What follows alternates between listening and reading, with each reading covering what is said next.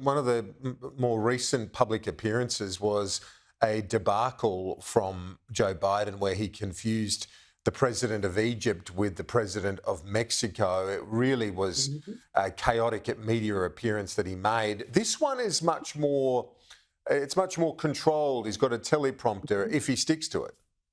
If he sticks to it, and if he doesn't get lost and have one of those out of out of the universe moments that he often has. So if he just sticks to that monitor and rolls through it, he did pretty well, last year in the State of the Union address. It was one of his better performances, but he has so much at stake now.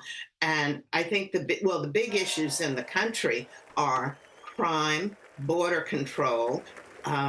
You've got the economy and China. But when it comes to border control, the White House has been in denial for over 3 years that there's no problem. I don't know how many times Biden has said that everything is under control, the border is fine. His press secretary, Karine Jean-Pierre, she said the same, and so has Kamala Harris, his vice president.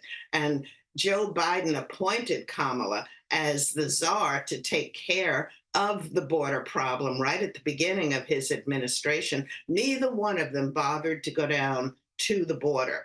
And just a couple of weeks ago, Biden went down somewhere near the border, but it wasn't where the major problems are, coming into Texas, into San Diego, California, where your major numbers of illegal immigrants have passed through into the U.S. And then when it comes to crime, you've got this problem of catch and release. Someone does a crime, they've stolen from, a store, they've stolen televisions and major costly merchandise, one kind or another. They go to jail maybe for just a few hours or overnight. And what happens? It's a trickle down effect. What happens when you go into jail? You are let out free of charge. That means it's catch and release. And if you're an illegal immigrant, you are not even given over to ICE, which is our customs system that determines if you get to stay in the country or not. So you've got catch and release within a few hours or overnight at the most. And then there's no bail money that's required.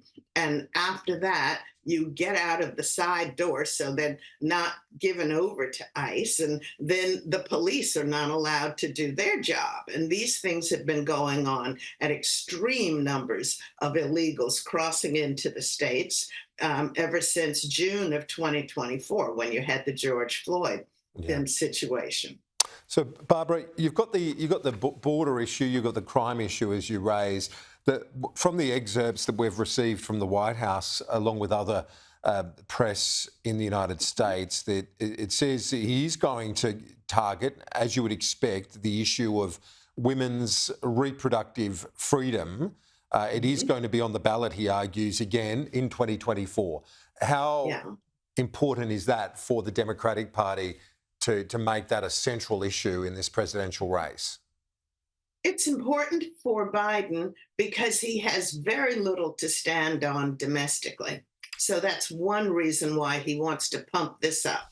I expect him to pump up foreign policy more than he normally would, because State of the Union means state of what's going on here at home.